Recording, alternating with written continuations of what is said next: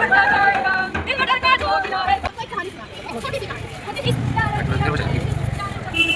मैं सुदूर उत्तर के गांव से आई हूँ। एक नाटक है जो सफदर हाशमी एक महान नाटककार द्वारा लिखा गया रचा गया नाटक है। नाटक का नाम है औरत। तो पेश है आपके बीच औरत नाटक।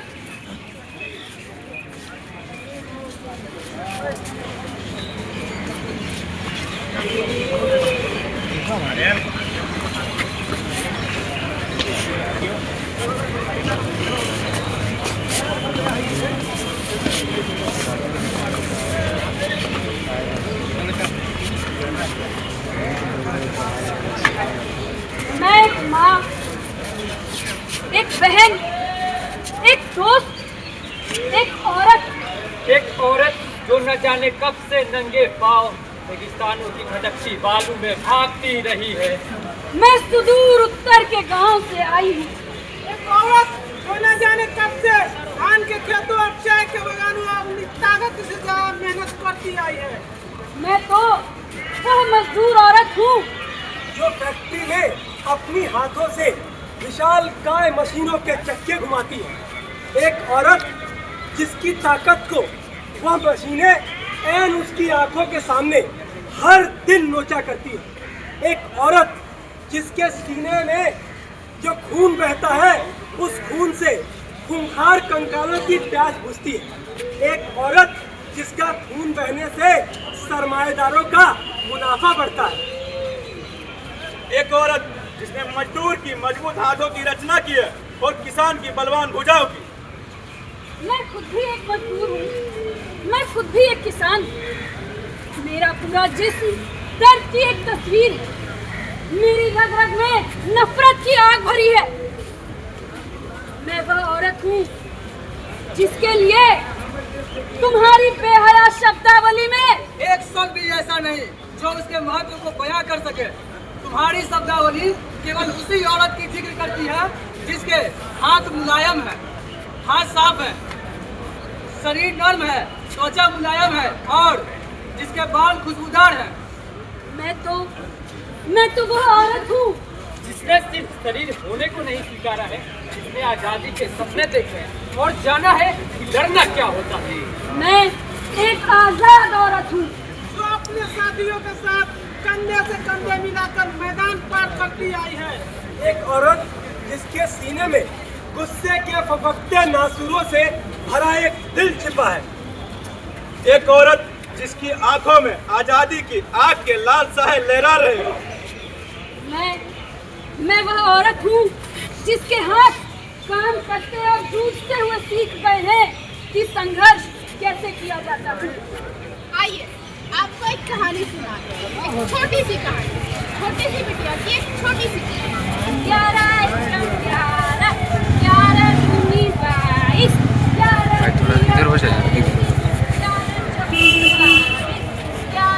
मुन्नी, अरे मुन्नी, कहाँ मर गई तू? कब से कहा था चाय लाने को, अब तक नहीं आई।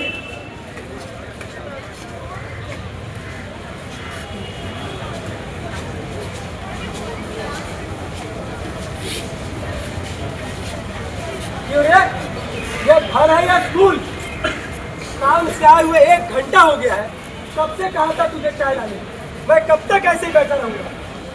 पापा, मास्टर जी कहते हैं कि घर में पढ़ा करो और याद ना आए तो बाबा से पूछो। बाबा से पूछो? बाबा से पूछो तो घर बैठो। क्या करेगी जाकर स्कूल? मुझे कौन सा दफ्तर जाना है? पापा, मास्टर जी कह रहे थे कि किताबें कल जरूर लाना, वरना वो नाम काट देंगे स्कूल से। और भी कह रहे थे कि वर्दी ना खुली होनी चाहिए और इंस्पेक्टर साहब आने वाले हैं। इन हरामजादों को बच्ची का मन बहलाने के सिवा कोई दूसरा काम है बताइए? यहाँ घर में खाने को 2 जून रोटी नहीं है। बरसात आने को है, अब तक छप्पर नहीं ठीक करा पाए हैं और इनको किताबें चाहिए, कॉपी चाहिए, खुली वर्दी चाहिए। कल से तेरा स्कूल जाना बंद। दादा, मैं स्कूल जाऊंगी। चुप रह, तेरे भाई को भेज रहा हूँ, उसी में कमर टूट रही है। मैं जाऊंगी जाऊंगी जाऊंगी, मैं स्कूल जाऊंगी। बिटिया, छोटी बच्ची नहीं रह गई, 10 साल की हो गई है, 10 साल की, और कह रही है स्कूल जाएंगे। अरे कोई काम और ढूंढ दूंगा, कुछ काम किया कर, और ये आवारों की तरह उछलना कूदना बंद कर दे। जमाना बहुत बुरा आ रहा है। बाबा एक रास्ता ला दो ना बाबा। इसीलिए मैं कहता हूँ कि बच्चों को स्कूल कभी नहीं भेजना चाहिए, क्योंकि स्कूल भेजो तो किताब का खर्चा, कॉपी का खर्चा, वर्दी का खर्चा, और अब ये खेलकूद, कोई एक बला हो तब तो। बाबा रास्ता ला दो ना बाबा। बाबा अरे मर क्यों नहीं जाती? उसी रास्ते चलाते के मर जा। तेरी माँ मर रही है, तू भी मर, साला पीछा छूटेगा। एक लड़का है, किसी तरह उसे पाल लूंगा। कहाँ से लाऊं तेरे लिए पैसे? पिछले 5 साल से तनख्वाह के नाम पर 1 रुपया नहीं बढ़ा, और जब साला कंपनी में रुपया बढ़ाने की बात करो, साला काम से निकालने की धमकी देते हैं, और इनको किताब चाहिए, कॉपी चाहिए। चलो बर्तन दो जाकर के। नहीं, सुबह सुबह सारे बच्चे अच्छे कपड़े पहन के स्कूल जाते हैं, मैं भी जाऊंगी। अरे उन बच्चों की जितनी फीस है ना, तेरे बाप की उतनी पगार है, पगार, समझ? परेशान मत कर। जा लाला के दुकान से राशन लेकर जा, जा जा। पर बाबा वो राशन नहीं देता। राशन नहीं देता? क्यों नहीं देता राशन? उधार देता है, कोई भीख नहीं देता। पर बाबा उसका लड़का कहता है। उसका लड़का क्या कहता है? उसका लड़का कहता है कि अगर राशन चाहिए उधार में तो दुकान बंद होने के बाद अकेले में आना। वर का बच्चा, अगर उधार न चुकाना होता तो उसकी तो मैं। और एक दिन बाबा की फैक्ट्री में तालाबंदी हो गई। बच्ची ने किसी तरह से स्कूल पास किया और कॉलेज में दाखिला ले लिया। बच्चे जनना सदा, भूखे रहना सदा, करना मेहनत हमेशा कमर तोड़कर, और भी बहुत से जुल्मों सितम आते हैं औरत के हिस्से। कमजोरी का उठा फायदा गुंडे उसे सताते हैं। दरोगा और नेता वेता दूर खड़े सब तकते हैं, क्योंकि रात के पर्दे में वह खुद भी यह सब करते हैं। औरत की हालत का यह तो जाना माना हिस्सा है, और झलकियां देखो आगे जो जीवन का हिस्सा है। मैं औरत का एक और रूप हूँ। स्कूल पास किया है मैंने, किसी तरीके से माँ बाप को राजी किया, कॉलेज में वहीं जा रही हूँ दाखिला कराने। Train next. अगले कैंडिडेट को अंदर भेजो। नमस्ते सर। गुड मॉर्निंग सर कहो। ना जाने कहाँ से उठ के आ जाते हैं ये फटीचर। वो दिस रिचेस। तुम्हारे कागजात। Physics, chemistry, biology, mathematics. What all this? अरे यहाँ तो सिर्फ होम साइंस और चाइल्ड साइकोलॉजी में ही सीटें खाली है। अब तुम्हारा क्या होगा? सर मैं बायोलॉजी पढ़ना चाहती हूँ सर। मैं बायोलॉजी पढ़ के डॉक्टर बनना चाहती हूँ। सर मेरा दाखिला करवा दीजिए सर। तुम्हें मालूम है इस पढ़ाई में कितने खर्च लागत है? अरे यहाँ तो लिखा है तुम्हारे डैडी की सैलरी सिर्फ 7,000 रुपये है। हाँ, और चार्ल्स डार्विन की किताब आती है, एवोल्यूशन ऑफ साइंस, पता है कितने का है? 500 रुपये की आती है, और ये किताब हर विद्यार्थी को लेना जरूरी है। और इसके अलावा M.K. शर्मा की बायोलॉजी की फीस 550 रुपये की आती है। और पर सेमेस्टर फीस। दिल में डर का जो किला है तोड़ दो अंदर से तुम, तोड़ दो अंदर से तुम, तोड़ दो अंदर से तुम। दिल में डर का जो किला है तोड़ दो अंदर से तुम। एक ही धक्के में अपने, एक ही धक्के में अपने आप ही डर जाएगा, आप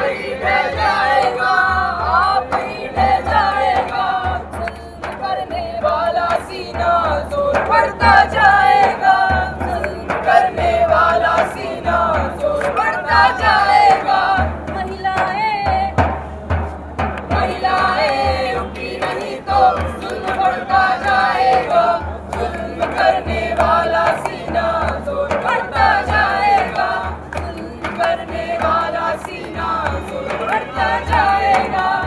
आओ मिलकर हम लड़े, अधिकार अपना छीन ले, अधिकार अपना छीन ले, अधिकार अपना छीन ले। आओ मिलकर हम लड़े, अधिकार अपना छीन ले। काफिला अब चल पड़ा है, काफिला अब चल पड़ा है, अब न रोका जाएगा, अब न रोका जाएगा, अब न रोका जाएगा। करने वाला सीना जोर बढ़ता जाएगा, करने वाला सीना जोर बढ़ता जाएगा। महिलाएं भी नहीं तो जुल्म बढ़ता जाएगा, जुल्म करने वाला सीना जोर बढ़ता जाएगा, जुल्म करने वाला सीना जोर बढ़ता जाएगा। स्त्री मुक्ति का रास्ता, इनकलाब का रास्ता, स्त्री मुक्ति का रास्ता, इनकलाब का रास्ता। औरत जब तक तंग रहेगी, जंग रहेगी, जंग रहेगी, औरत जब तक तंग रहेगी, जंग रहेगी, जंग रहेगी। पितृ सत्ता हो बर्बाद, हो बर्बाद, हो बर्बाद। इनकलाब जिंदाबाद, जिंदाबाद, जिंदाबाद। नीट छात्रा को न्याय दो, न्याय दो, न्याय दो। न्याय तुमको देना होगा, देना होगा, देना होगा। इनकलाब जिंदाबाद, जिंदाबाद, जिंदाबाद। औरत जब तक तंग रहेगी, जंग रहेगी, जंग रहेगी। इनकलाब जिंदाबाद, जिंदाबाद, जिंदाबाद। साथियों, आपके बीच अभी साथी शिव पर्चा बांटेंगे, उसके लिए साथी अजीत भी मदद कर दें। आज के समय में जब हम लोग देख रहे हैं कि नीट की छात्रा के साथ जो घटना हुई, ये कोई पहली घटना या आखिरी घटना नहीं है। आज जिस तरीके से इस नाटक के जरिए हम जो बात आप तक पहुंचाना चाह रहे हैं वो यह है कि जिस तरीके से लगातार ऐसी घटनाएं बढ़ रही हैं, लगातार हम लोग देख रहे हैं, और ऐसे तमाम घटनाओं में पुलिस प्रशासन का रवैया, सत्ता का रवैया सीधे तौर पर महिला विरोधी रवैया होता है। ये वही नीतीश सरकार है जो एक महिला का हिजाब खींचने पर उसको जस्टिफाई करती है। ये वही नीतीश सरकार है जो बालिका गृह मुजफ्फरपुर बालिका गृह कांड के जिसके नेता इस चीज को अंजाम देते हैं, और आज उनके समर्थन में सम्राट चौधरी जब ये कहते हैं कि हम उन तमाम दोषियों पे बुलडोजर चलाएंगे, तो इनसे पूछिए जाके कि अंकिता भंडारी के बलात्कार में जब बीजेपी के नेता पकड़े जाते हैं, जब ब्रिजभूषण शरद सिंह ऐसे महिला पहलवानों के साथ इस तरह के सेक्सुअल असॉल्ट करता है, तब ये सरकार और ये सत्ता कहाँ जाती है?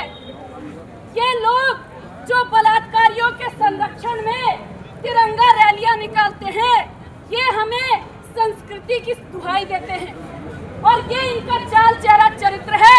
अभी हाल ही में जब 2 साल पहले IIT BHU में यही लोग एक छात्रा के साथ बलात्कार करते हैं और उसकी तस्वीर मोदी जी के साथ वायरल होती है।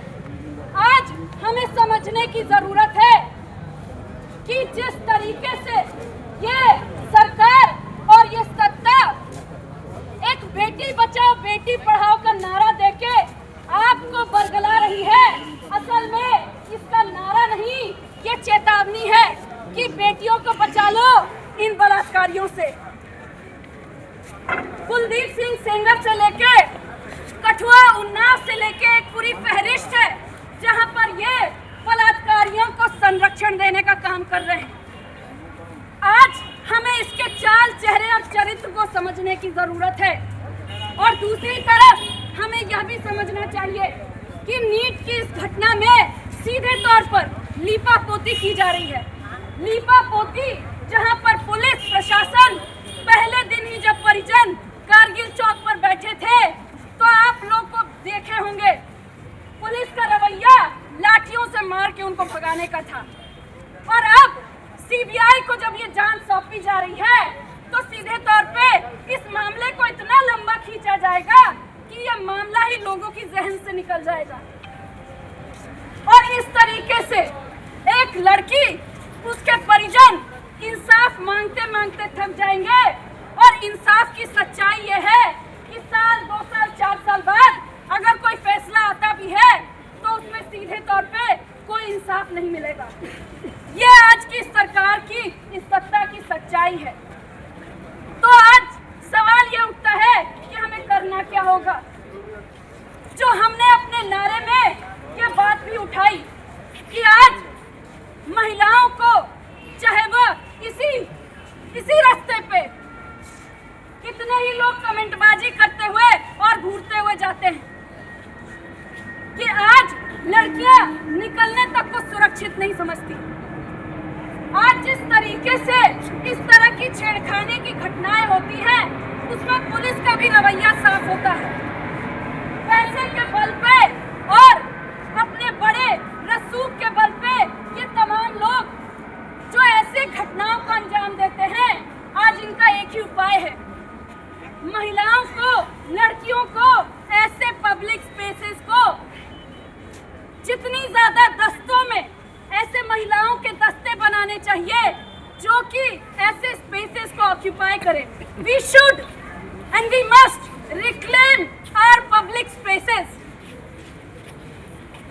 और इस दस्तों के साथ ही हमें इस चीज को समझने की जरूरत है कि जिस तरीके से ये तमाम फिल्में, ये तमाम गाने एक स्त्री विरोधी मानसिकता को बैठा रहे हैं। कबीर सिंह जैसी, एनिमल जैसी फिल्में जो पितृ सत्तात्मक और भयानक घोर स्त्री विरोधी मानसिकता को बैठाने का काम कर रहे हैं और जिसको आज के युवा एंजॉय कर रहे हैं। लेकिन समझने की जरूरत है, ठीक यही चीजें बच्चों में और युवाओं में एक ऐसी स्त्री विरोधी मानसिकता बैठा रही है। आज इसको काउंटर करने के लिए भी ऐसे फिल्मों, ऐसे गीतों, ऐसे नाटकों को लोगों के बीच लेके जाना होगा और यही बात हम लोग कर रहे हैं और इसी की कोशिश में हम लोग लगे हुए हैं। साथियों, दिशा छात्र संगठन और नौजवान भारत सभा की तरफ से हम आपके बीच आए हैं। हम लोग की यहीं पर एक लाइब्रेरी चलती है, हम आपको भी उसमें शामिल करें, इस कारवां को आगे बढ़ाया जाए ताकि ऐसे वैकल्पिक फिल्मों के जरिए, ऐसे वैकल्पिक कला माध्यमों के जरिए हम इस बदलाव की मुहिम को अंजाम दे सके।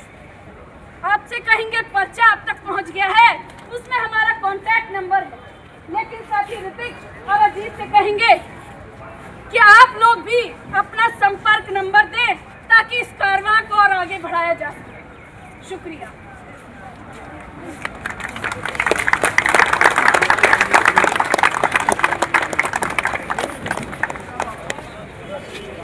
आप अपना संपर्क नंबर देंगे? ले लीजिए, बताइए। 93 0 41 63 63